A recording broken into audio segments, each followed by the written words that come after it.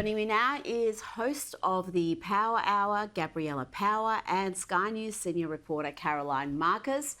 Ladies, let's start with the University of Sydney. They're looking to hire a team of academics to help Indigenise and decolonise their courses. One of the new roles is for a senior education design officer who would be executing transformative curriculum projects aimed at embedding Aboriginal and Torres Strait Islander knowledge, perspectives, texts and media within curricular projects. Caroline, I'll start with you. Are students, are prospective employers calling out for Sydney Uni to do this, to decolonise the curriculum?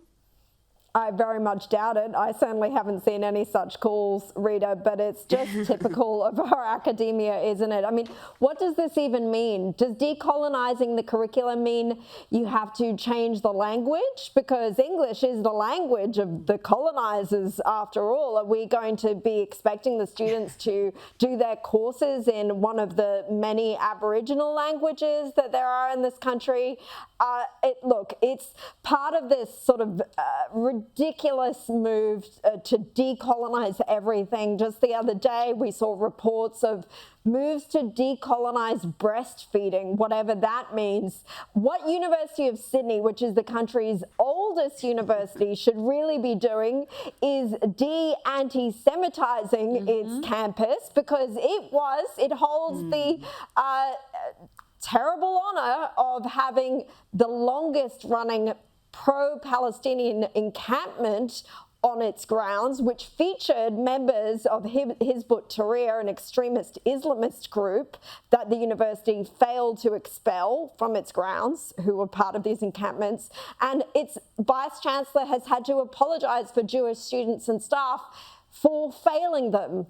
So instead of putting their resources and their energies into tackling that racism, they introduced this whole new kind of segregation, it would seem, a move to segregate Indigenous students from other races, Australians, white Australians, foreign students.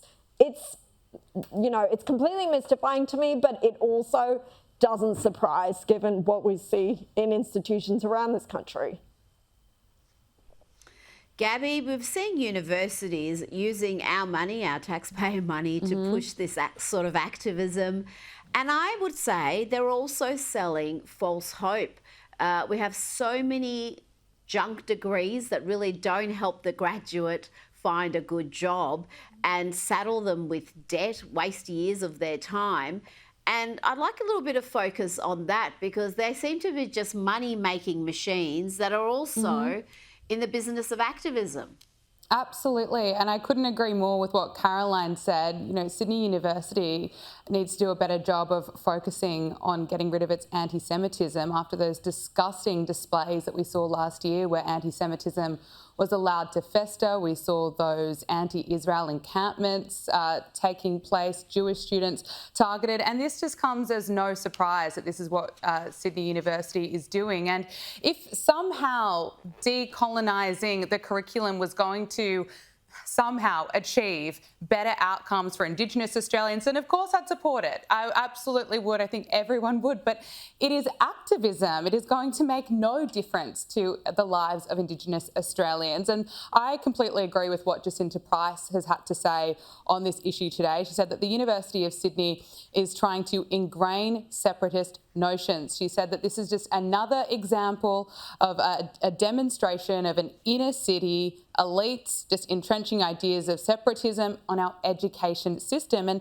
her point that she makes is that the latest Closing the Gap data suggests that Indigenous Australians are still behind other Australians in Year 12 completion rates, and also that targets for Indigenous children to be developmentally on track are worsening. And so these ideas, or these issues rather, should be taking priority, not these ideological concerns such as decolonising the curricula. And she's absolutely correct. The priorities are completely wrong. Warren Mundine, who of course led the no vote last year, also claims that this is just indoctrination. We're not seeing universities challenging ideas, challenging concepts, that, you know, this should be a place where we are really way more free and engage in freedom of academic study. This is absolutely outrageous, but again, it doesn't surprise me. It comes after, and it's not Sydney Uni that's alone in this. We just saw recently Macquarie University that's now under review for making sure that students were marked on their ability to deliver an acknowledgement of country, something that is just so tokenistic. Yep, we voted no in the race-based referendum, but the universities, the academics are just ignoring the people's will and are pushing ahead. They're doubling down on this race-based activism.